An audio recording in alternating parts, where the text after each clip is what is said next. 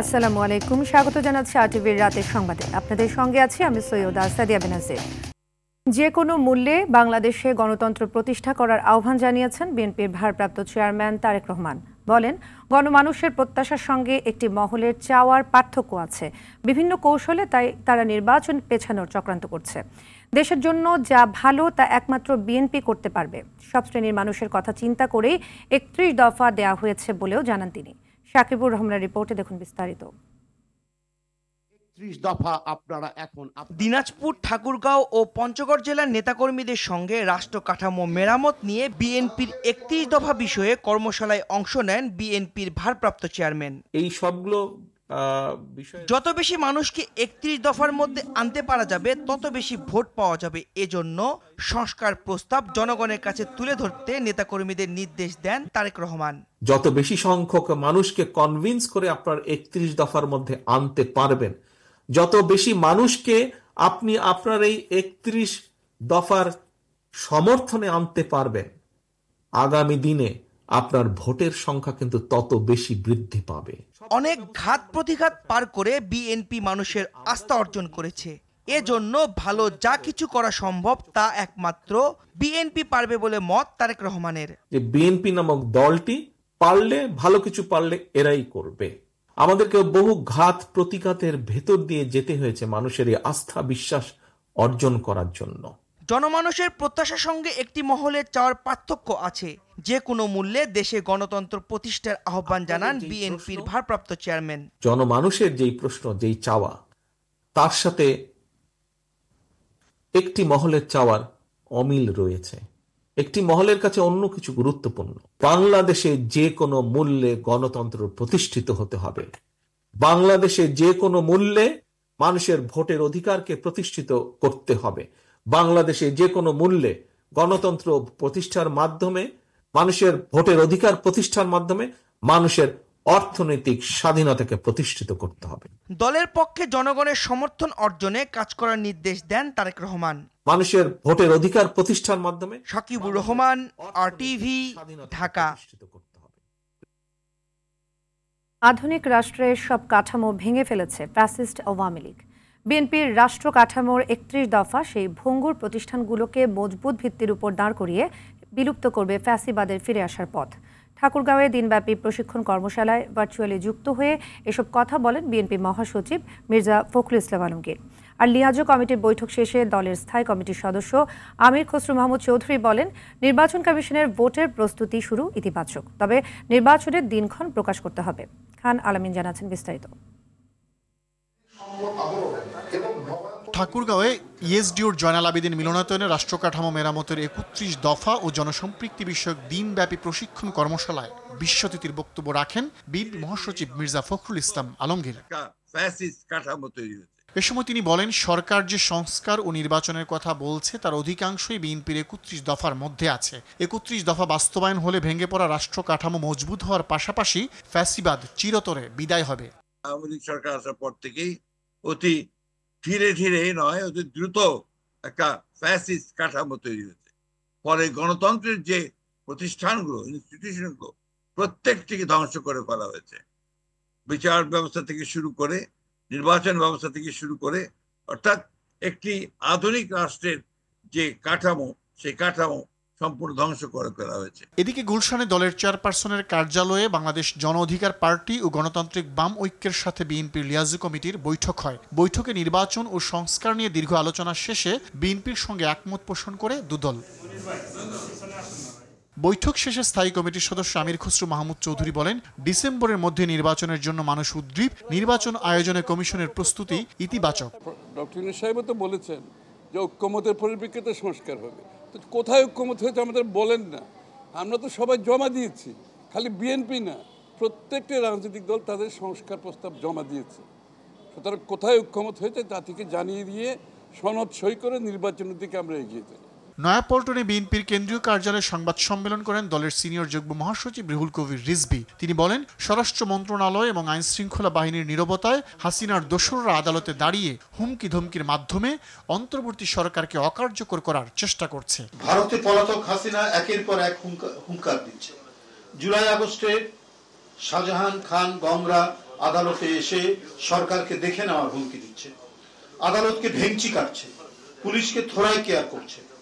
হাসিনার দোসররা আসামি হয়েও আদালতে যে অধ্যত্বপূর্ণ আচরণ করছে তা মূলত অন্তর্বর্তী সরকারকে অকার্যকর প্রমাণের এক গভীর চক্রান্ত। যারা দেশকে অস্থিতিশীল করার চেষ্টা করছে তাদেরকে দমন করার দায়িত্ব সরকারের, রাজনৈতিক দল হিসেবে বিএনপির নয় বলে মন্তব্য করেন রিজভী। খান আলামিন, RTV, ঢাকা। ঐকমত্য কমিশনের সুপারিশের জন্য অপেক্ষা করবে না নির্বাচন কমিশন। সুষ্ঠু ভোটের জন্য ইসির এখতিয়ারের মধ্যে যা পরিবর্তন করা যাবে সেগুলো করা হবে, এমনটাই জানালেন প্রধান নির্বাচন কমিশনার AMM নাসির উদ্দিন। নির্বাচন কমিশনে অস্ট্রেলিয়ান হাই কমিশনারের সঙ্গে বৈঠক শেষে তিনি একথা জানান। এ সময় হাই কমিশনার উসান রায়েল বলেন, বাংলাদেশে সুষ্ঠু ও নিরপেক্ষ নির্বাচন দেখতে চায় অস্ট্রেলিয়া। আতিকা রহমানের রিপোর্ট। সকাল 11টায় আগারগাঁও নির্বাচন কমিশন ভবনে আসেন বাংলাদেশে নিযুক্ত অস্ট্রেলিয়ান হাই কমিশনার উসান রায়েল। 1 ঘণ্টা বৈঠক করেন প্রধান নির্বাচন কমিশনার নাসির উদ্দিনের সঙ্গে। বৈঠক শেষে হাই কমিশনার বলেন, একটি নিরপেক্ষ নির্বাচন হওয়া জরুরি। পরিবর্তনের পথে বাংলাদেশের যে যাত্রা শুরু হয়েছে তাতে অস্ট্রেলিয়া জনগণের পাশে থাকবে। Open, free and fair elections. Australia stands by Bangladesh. আমরা বাংলাদেশে আসন্ন নির্বাচনের প্রস্তুতি সম্পর্কে জানতে পেরেছি। অস্ট্রেলিয়া আশা করে এই নির্বাচন হবে অবাধ ও সুষ্ঠু। আমাদের মধ্যে ফলপ্রসূ আলোচনা হয়েছে। আমরা নির্দিষ্ট ক্ষেত্রে নির্বাচন কমিশনকে সহায়তা দিতে প্রস্তুত। আমরা বাংলাদেশের মানুষের পাশে আছি। প্রধান নির্বাচন কমিশনার বলেন, ঐকমত্য কমিশনের দিকে তাকিয়ে থাকবে না ইসি। কমিশন প্রয়োজনীয় বেশ কিছু পরিবর্তন করে ভোটের প্রস্তুতি নেবে। যেগুলো ইমার্জেন্সি আমরা করে ফেলতে পারবো, সেগুলো ইলেকশনের আগে যেগুলো করা সম্ভব, যেগুলো প্রয়োজন সেগুলো আমরা করব। ঐকমত্য কমিশন থেকে তো ওনারাই দিবেন যে কখন কিভাবে কি করবেন, এটা আমাদের হাতে নাই। যারা আমরা অনেকগুলো যেগুলো রাজনৈতিক বিষয় আছে, যেগুলোতে রাজনীতি ইনভলভ আছে, এটা ওনারা করে আমাদের সিদ্ধান্ত আমরা তখন জানবো। যেগুলো আমাদের ক্ষমতার মধ্যে আছে, আমাদের ইলেকশনের আগে যেগুলো আমরা প্রয়োজনীয় মনে করছি বা করা সম্ভব মনে করছি, we are working on that. Voter তালিকা হালনাগাদ, প্রবাসী ভোটের আয়োজন সহ এখন পর্যন্ত নির্বাচন কমিশনের কার্যক্রম নিয়ে হাই কমিশনার সন্তোষ প্রকাশ করেছে বলেও জানান সিইসি। আতিকা রহমান, RTV, ঢাকা। দুই দেশের সম্পর্ক জোরদার, অর্থনৈতিক সহযোগিতা বৃদ্ধি, শিক্ষা বিনিময়ে, নবায়নযোগ্য জ্বালানি এবং মানব সম্পদ উন্নয়নে কাতারের প্রধানমন্ত্রীর সঙ্গে বৈঠক করেছেন প্রধান উপদেষ্টা ডক্টর মোহাম্মদ ইউনূস। তরুণদের স্বপ্নের দেশ গড়তে কাতারের সহযোগিতা চেয়েছেন প্রধান উপদেষ্টা। কাতারের প্রধানমন্ত্রী রোহিঙ্গা সংকট সহ বাংলাদেশের উন্নয়নে পাশে থাকার আশ্বাস দিয়েছেন। রুদ্র রফিক জানাচ্ছেন বিস্তারিত। 4 দিনের কাতার সফরের শেষ দিনে ব্যস্ত সময় পার করেন অন্তর্বর্তী সরকারের প্রধান উপদেষ্টা ডক্টর মোহাম্মদ ইউনূস। কাতারের প্রধানমন্ত্রী শেখ মোহাম্মদ বিন আব্দুর রহমান বিন জসিম আল সানির সঙ্গে বৈঠক করেন প্রধান উপদেষ্টা। কাতারের প্রধানমন্ত্রী বাংলাদেশের সঙ্গে বন্ধুত্বপূর্ণ সম্পর্ককে বিশেষ গুরুত্ব দিয়ে বলেন, এই সম্পর্ক আরও দৃঢ় ও ফলপ্রসূ করতে আগ্রহী দেশটি। রোহিঙ্গা ক্রাইসিসের জন্য তাদের সাপোর্ট চেয়েছেন এবং কাতারও বলেছেন যে হ্যাঁ, রোহিঙ্গারা তাদের দেশে ডিগনিটির সাথে ফিরে যেতে পারে, সেই একটা সলিউশন সবাই খুব দ্রুত এটা খোঁজার তাগিদ দুজনের মধ্যে ডিসকাশনে ছিল। এর আগে কাতার বিশ্ববিদ্যালয় মিলনায়তনে ৩-০ একটি বিশ্ব নির্মাণ শীর্ষক বক্তৃতার অধিবেশনে যোগ দেন প্রধান উপদেষ্টা। ডক্টর ইউনূস বলেন, ৩-০ বাস্তবায়ন করতে পারলেই সম্ভব নতুন সভ্যতা গড়ে তোলা। সত্যিকার অর্থেই পৃথিবীতে ৩-০ বাস্তবায়ন করতে হবে, তাহলেই আমরা একটি নতুন বিশ্ব তৈরি করতে পারব। এটি টিকে থাকার একমাত্র উপায়, অন্যথায় আমরা শেষ হয়ে যাব। দুঃখ প্রকাশ করছি বিশ্ব সম্পর্কে খারাপ অনুভূতি প্রকাশ করার জন্য, কিন্তু এটি এড়িয়ে যাওয়ার সুযোগ নেই। তরুণরাই এই পরিবর্তনে অন্যতম শক্তি। একটি রূপান্তরিত বিশ্বে যুব নেতৃত্বকে শক্তিশালীকরণ শীর্ষক একটি ফায়ারসাইড চ্যাটে যোগ দেন প্রধান উপদেষ্টা। New civilisation will not be a place of jobs. নতুন সভ্যতায় চাকুরি প্রত্যাশীদের স্থান হবে না, এটি হবে উদ্যোক্তাদের বিশ্ব। প্রত্যেক মানুষ জন্মগতভাবেই একজন উদ্যোক্তা। প্রকৃতি মানুষকে উদ্যোক্তা করে তোলে, মানুষের চিন্তা জগৎকে কাজে লাগিয়ে সৃষ্টিশীল করে তোলে। কিন্তু মানুষ যখন চাকরি করে তখন তার চিন্তা শক্তি অকার্যকর হয়ে পড়ে। এর আগে বিদেশি বিনিয়োগকারীদের সঙ্গে বৈঠক করেন প্রধান উপদেষ্টা ডক্টর ইউনূস। ব্যবসায়ীদের বাংলাদেশে বিনিয়োগের আহ্বান জানান। That's what we're looking forward to. We want your partnership. Rudra Rafiq, RTV, Dhaka. 2024-25 অর্থ বছরে বাংলাদেশে চরম দারিদ্র্যের হার বাড়তে পারে বলে পূর্বাভাস দিয়েছে বিশ্বব্যাংক। ম্যাক্রো পভার্টি আউটলুক শীর্ষক এক প্রতিবেদনে এ পূর্বাভাস দেয় সংস্থাটি। প্রতিবেদনে বলা হয় 2025 সালে বাংলাদেশে চরম দারিদ্র্যের হার 7.7% থেকে বেড়ে 9.3% উঠবে। এতে চরম দারিদ্র্যের কবলে পড়তে পারে আরও 30 লাখ মানুষ। একদিকে উচ্চ মূল্যস্ফীতি, অন্যদিকে কর্মসংস্থান ও মজুরি কমে যাওয়াকে এই সংকটের জন্য দায়ী করছে বিশ্বব্যাংক। সংস্থাটি সতর্ক করে জানায়, বাংলাদেশের অভ্যন্তরীণ রাজনৈতিক অস্থিরতা ও বৈশ্বিক বাণিজ্য নীতির অনিশ্চয়তার কারণে বিনিয়োগ, রপ্তানি ও সামগ্রিক অর্থনৈতিক কর্মকাণ্ডে নেতিবাচক প্রভাব পড়তে পারে। তবে 2026 সালে দারিদ্র্যের হার কিছুটা কমতে পারে বলে জানায় সংস্থাটি।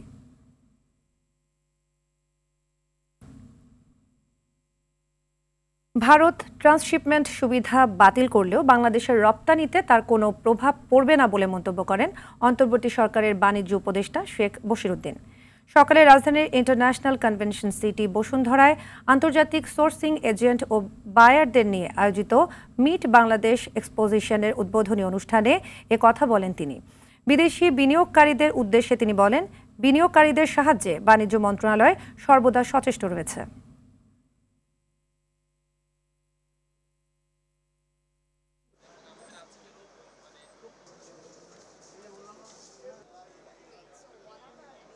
এই ট্রান্সশিপমেন্টের প্রতিবন্ধকতা আসার পরে আমাদের যে সমস্যা হয়েছিল বলে আমরা ধারণা করেছিলাম, আল্লাহর রহমতে আলহামদুলিল্লাহ আমরা এই সমস্যা উতরে গিয়েছি। এখন আমরা কস্ট কমানোর কাজ করছি এবং কস্ট কমানোর জন্য যে নিয়ামকগুলো আছে প্রত্যেকটা নিয়ামক আমরা চিহ্নিত করেছি এবং একটা একটা করে সপ্তাহ দুয়েকের মধ্যে আমরা পূর্বের যে খরচ ছিল ইনশাল্লাহ সেই খরচ বা তার থেকে কমে আমরা এই কাজটা করতে পারবো। তো আমাদের এক্সপোর্টের প্রতিযোগিতার সক্ষমতা আরও বাড়বে। মালয়েশিয়া সহ বিভিন্ন দেশে বন্ধ হওয়া শ্রমবাজার খুলে দেওয়ার দাবি জানিয়েছেন রিক্রুটিং এজেন্সি মালিকদের সংগঠন বায়রার সদস্যরা। এছাড়া বিদেশে কর্মসংস্থানের ক্ষেত্রে সিন্ডিকেট বন্ধের দাবিও জানান তারা। দুপুরে রাজধানীর ইস্কাচনে এক মানববন্ধনে বায়রার সদস্যরা শ্রমবাজার সম্প্রসারণে কম খরচে শ্রমিকদের অভিবাসনের রূপরেখা তৈরির আহ্বান জানান। পরে প্রবাসী কল্যাণ ও বৈদেশিক কর্মসংস্থান মন্ত্রণালয়ের উপদেষ্টার কাছে একটি স্মারকলিপিও দেন বায়রার সদস্যরা। মহল মন্ত্রণালয়ে এসে হুমকি দিয়েছে যে বাজার বন্ধ করতে হবে, সেইটা কিন্তু কখনো হতে দিব না আমরা। বিগত 8 মাসে সরকার এখন পর্যন্ত আমাদের বন্ধ শ্রমবাজারগুলো খোলা সহ বিভিন্ন বিষয়ে কার্যকর কোনো পদক্ষেপ গ্রহণ করতে পারেনি। প্রাইম এশিয়া বিশ্ববিদ্যালয়ের ছাত্র জাহিদুল ইসলাম পারভেজ হত্যার ঘটনায় ইউনিভার্সিটি অব স্কলার্সের 2 নারী শিক্ষার্থীকে রাজধানীর জুরাইন থেকে আটক করেছে ডিবি। এর আগে বুধবার মামলার প্রধান আসামি মেহেরাজ ইসলামকে গাইবান্ধা থেকে গ্রেপ্তার করে র্যাব। র্যাব 1-এর অধিনায়ক লেফটেন্যান্ট কর্নেল মোহাম্মদ জাহিদুল করিম এ তথ্য নিশ্চিত করে বলেন, প্রযুক্তিগত সহায়তা ও গোপন সংবাদের ভিত্তিতে অভিযান চালিয়ে মেহেরাজকে গ্রেপ্তার করা হয়। প্রাথমিক জিজ্ঞাসাবাদে সে হত্যা মামলায় সংশ্লিষ্টতার কথা স্বীকার করেছেন। আরেকজনের ঘাড়ে দোষ চাপাচ্ছে। এখন এটা আমি সম্পর্কে আমি বলতে পারবো না। আমি এই মুহূর্তে কনক্লুশন টানতে পারবো না। আপনি যে কনক্লুশনটা চাচ্ছেন, এই 2জনকে দিয়ে তো আমি কনক্লুশন টানতে পারবো না। এখানে আরও কয়েকজন রয়েছে যারা এই সাথে সম্পৃক্ত। তো যখন তাদেরকে ক্রস চেক করা হবে তখনই আসলে আমরা কনক্লুশনটা বলতে পারবো। সুষ্ঠু তদন্ত ছাড়া চাপের মুখে উপাচার্য ও উপাচার্যের অব্যাহতির সিদ্ধান্তে ন্যায় বিচারের পরাজয় হয়েছে বলে মন্তব্য করেছেন খুলনা প্রকৌশল ও প্রযুক্তি বিশ্ববিদ্যালয়ের শিক্ষক সমিতির সাধারণ সম্পাদক অধ্যাপক ডক্টর ফারুক হোসেন। দুপুরে সাংবাদিকদের সঙ্গে তিনি একথা বলেন। তদন্ত ছাড়া চাপের মুখে ভাইস চ্যান্সেলর ও প্রো ভাইস চ্যান্সেলরের অব্যাহতির সিদ্ধান্তে মূলত ন্যায় বিচারের পরাজয় হয়েছে। গৌরবান্বিত জুলাই গণ অভ্যুত্থানের দীর্ঘ 8 মাস পরেও যদি শিক্ষা প্রতিষ্ঠানে এহেন কার্যক্রম চলতে থাকে, তা শুধু বিশ্ববিদ্যালয় নয়, সমগ্র বাংলাদেশের রাষ্ট্রীয় শৃঙ্খলা ভেঙে ফেলতে পারে জানিয়ে শিক্ষক সমিতি উদ্বেগ প্রকাশ করছে। 27 কোটি টাকার অবৈধ সম্পদ ও কয়েকটি ব্যাংক অ্যাকাউন্টে 260 কোটি টাকা অস্বাভাবিক লেনদেনের অভিযোগে সাবেক পররাষ্ট্র প্রতিমন্ত্রী শাহরিয়ার আলমের বিরুদ্ধে মামলা করেছে দুদক। দুদক মহাপরিচালক মোহাম্মদ আক্তার হোসেন সংবাদ সম্মেলনে একথা জানান। তিনি আরও জানান, ভোলা 4 আসনের সাবেক এমপি আবদুল্লাহ আল ইসলাম জ্যাকবের বিরুদ্ধে 13 কোটি টাকার অবৈধ সম্পদ এবং ব্যাংক হিসেবে 85 কোটি টাকার অস্বাভাবিক লেনদেনের প্রমাণ মেলায় মামলা হয়েছে। এছাড়া অবৈধ সম্পদ অর্জনের অভিযোগে জ্যাকবের স্ত্রী নীলিমা নিগার সুলতানাকে তলব করেছে দুদক। মোহাম্মদ শাহরিয়ার আলম, সাবেক সংসদ সদস্য, রাজশাহী 6, পাবলিক সার্ভেন্ট হিসাবে দায়িত্ব পালনকালে ক্ষমতার অপব্যবহার পূর্বক অসাধু উপায়ে 27 কোটি 38 লক্ষ টাকারও বেশি মূল্যের জ্ঞাত আয়ের উৎস বহির্ভূত সম্পদ অর্জন 6টি ব্যাংক হিসাবের মাধ্যমে 260 কোটি 94 লক্ষ টাকারও বেশি মূল্যের অস্বাভাবিক লেনদেন অনুসন্ধানকালে প্রমাণিত হয়েছে। মর্মান্তিক রানা প্লাজা হত্যাকাণ্ডের 1 যুগ পেরিয়ে গেলেও এখনও শেষ হয়নি বিচার। 3 বছর আগে শুরু হওয়া মামলার সাক্ষীও শেষ হয়নি। দ্রুতই বিচার শেষ হবে বলে জানিয়েছেন শ্রম সচিব AHM শফিকুজ্জামান। 2013 সালের এই দিনে 8তলা ভবনের ধ্বংসস্তূপে চাপা পড়ে প্রাণ হারান 1136 জন শ্রমিক। আহত ও পঙ্গু হন প্রায় 2000 জন। আরও জানাচ্ছেন এআর বাদল। 2013 সালের 24 এপ্রিল প্রতিদিনের মতো কাজে যোগ দেয় সাভারের রানা প্লাজার শ্রমিকরা, কিন্তু এদিন ভবনটি ধসে গিয়ে চাপা পড়ে নির্মমভাবে প্রাণ হারান 1100-র বেশি শ্রমিক। দিবসটি উপলক্ষে শ্রমিক সংগঠন সমাবেশের আয়োজন করে। কবে নাগাদ বিচার শেষ হবে জানতে চান তারা। ক্ষতিগ্রস্ত ও আহত শ্রমিকদের পুনর্বাসন ও দোষীদের সর্বোচ্চ শাস্তি নিশ্চিতের দাবি জানান স্বজন ও সংগঠনগুলো। আমার সন্তান তো চলে গেছে, এখন আমরা তো আশা করে আছি নতুন সরকার উঠলে আমারে ভিক্ষা করাটা খণ্ডাবে, নতুন সরকার আমাকে কিছু অনুদান দেবে, আমাকে বাঁচাবে। আমরা রানার বিচার চাই, আমরা ক্ষতিপূরণ চাই। জাতীয় নাগরিক পার্টির সদস্য সচিব আক্তার হোসেন শ্রমিকদের ক্ষতিপূরণ ও সুচিকিৎসার জন্য বিশেষায়িত হাসপাতাল করার দাবি জানান। যারা শহীদ হয়েছেন তাদের পরিবার, যারা আহত হয়েছেন তারা এবং তাদের পরিবারকে পুনর্বাসনের আওতায় নিয়ে আসা হয়। যারা এই ঘটনায় দায়ী ছিলেন তাদেরকে যথোপযুক্ত বিচারের আওতায় নিয়ে আসা হয়। সাভারে রানা প্লাজা ধসের 1 যুগ পূর্তি আয়োজিত সমাবেশে যোগ দেন শ্রম সচিব AHM শফিকুজ্জামান। তিনি বলেন, দ্রুত এই নির্মম হত্যার বিচার শেষ করা হবে। এই মুহূর্তে যেটি সবচেয়ে ইম্পর্টেন্ট সেটি হলো এটার বিচার হওয়া। সেই বিচারটা 12 বছরে হয়নি। আমি ইতিমধ্যেই যেটা ব্যবস্থা নিচ্ছি যে আগামী বছর যখন আমরা এটা পালন করব তখন দেখবেন যে বিচারের একটি বড় অংশ শেষ হবে। জুরাইন কবরস্থানে রানা প্লাজায় নিহত শ্রমিকদের স্মরণে দোয়া ও মোনাজাত হয়। এতে অংশ নেন শ্রম সচিব AHM শফিকুজ্জামান। আমরা স্বরাষ্ট্র মন্ত্রণালয় এবং আমাদের আইন বিভাগ যেটা আছে সেখানে আমরা ওই লিস্ট ধরে এটি তাদের কাছে আমরা। সুপ্রিম কোর্টের আইনজীবী ও মানবাধিকার কর্মী ব্যারিস্টার সারা হোসেন বিচার সম্পন্ন না হওয়ায় হতাশা প্রকাশ করেন। যে অবশ্যই আমরা বিচার চাইছি এবং বিচার মানে পরিপূর্ণ বিচার।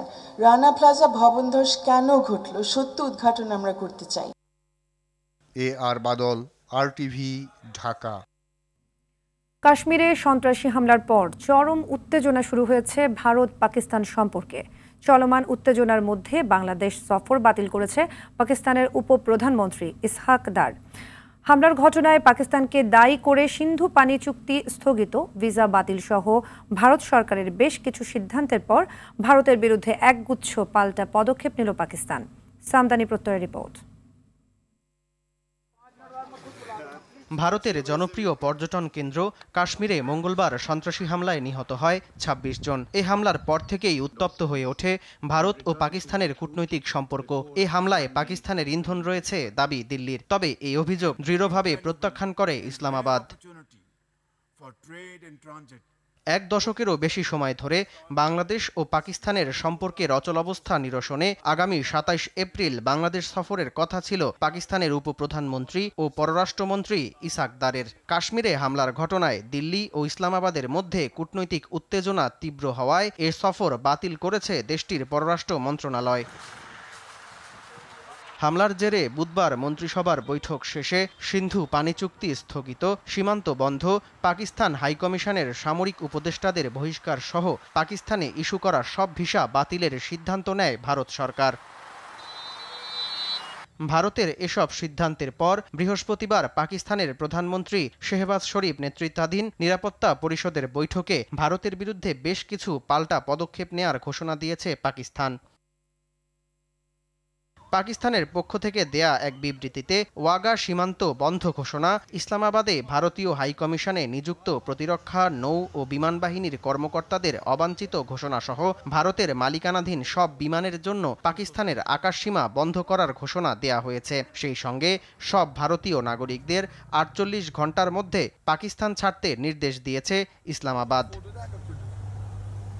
পাল্টাপাল্টি এসব সিদ্ধান্তের পাশাপাশি দেশ দুটির মধ্যে সম্পাদিত সব দ্বিপাক্ষিক চুক্তি স্থগিতের ঘোষণা আসতে পারে বলে এক প্রতিবেদনে জানিয়েছে বিবিসি। দ্বিপাক্ষিক চুক্তিগুলো বাতিল হলে এ অঞ্চলে দীর্ঘমেয়াদী অর্থনৈতিক সংকট শুরু হতে পারে বলে আশঙ্কা করা হয় প্রতিবেদনটিতে।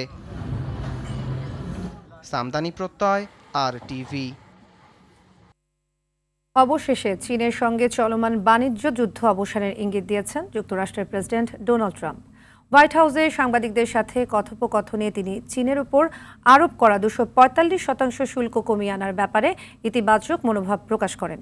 তবে এটি অনেকাংশেই বেইজিংয়ের উপর নির্ভর করছে বলেও জানান ট্রাম্প। বিস্তারিত জানাচ্ছেন অর্ণব প্রসাদ। প্রায় 1 মাস ধরে চলা চীন যুক্তরাষ্ট্র পাল্টাপাল্টি বাণিজ্য লড়াই বন্ধে আশার কথা শোনালেন যুক্তরাষ্ট্রের প্রেসিডেন্ট ডোনাল্ড ট্রাম্প। হোয়াইট হাউসে এক নির্বাহী আদেশে স্বাক্ষরের সময় ট্রাম্প সাংবাদিকদের চীনের ওপর শুল্ক কমানোর কথা জানান। আমরা চাই চীনের উপর আরোপিত শুল্কের পরিমাণ সহনীয় পর্যায়ে আনতে, তবে এটি কার্যকরে চীনকে উদ্যোগী হতে হবে। বন্ধু বা শত্রু সব রাষ্ট্রের সঙ্গেই যুক্তরাষ্ট্র ন্যায্য বাণিজ্য চুক্তি বহাল রাখতে চায়। চীনের সঙ্গে আমাদের আলোচনা চলমান। আগামী 2 থেকে 3 সপ্তাহের মধ্যেই চুক্তির বিষয়ে আশাবাদী আমি।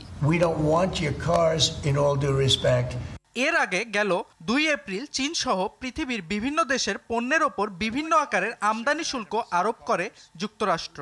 এরপর চীনও এর প্রতিক্রিয়া হিসাবে পাল্টা শুল্ক আরোপ করে। তবে বিভিন্ন দেশের অনুরোধে ট্রাম্প পরবর্তী 90 দিনের জন্য নতুন শুল্ক আরোপ স্থগিত করলেও বঞ্চিত হয় চীন।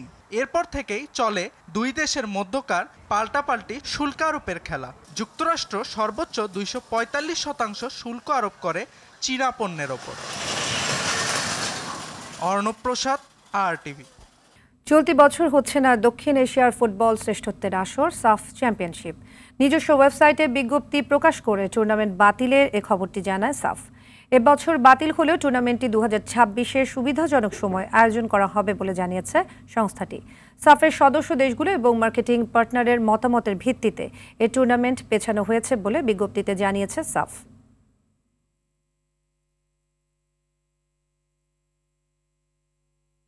ঢাকার মাঠে অনুষ্ঠেয় AFC এশিয়ান কাপ বাছাইয়ে সিঙ্গাপুরের বিপক্ষে ম্যাচের টিকিট অনলাইনে বিক্রি করা হবে বলে জানিয়েছে বাফুফে। দুপুরে ঢাকা জাতীয় স্টেডিয়ামে কম্পিটিশন কমিটির সভা শেষে এ তথ্য জানান তাজওয়ার আওয়াল। মোট 18,300 টিকিট বিক্রির জন্য অনলাইনে ছাড়া হবে বলেও জানান কম্পিটিশন কমিটির এই সদস্য। বাফুফের আয়ের পাশাপাশি সমর্থকরাও যেন খেলা দেখতে আসতে পারে সে বিষয়টিও টিকিটের দাম নির্ধারণে বিবেচনায় রাখা হবে বলে জানান তিনি।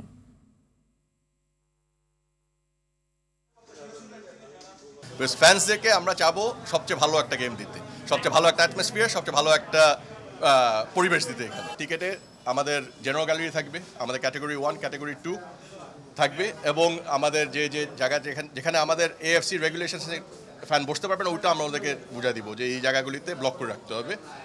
তারপর ওনারা ডিসাইড করবে টিকিটের প্রাইসিং, টিকিটের লঞ্চিং। বাট টিকিটটা আমরা সাজেস্ট করবো অনলাইনে এবছর যেন অনলাইন সিস্টেমে আমরা বিক্রি করতে পারি। রাতের সংবাদ এ পর্যন্তই। মধ্যরাতের সংবাদ রাত 1টায় দেখার আমন্ত্রণ রইল। ধন্যবাদ সবাইকে।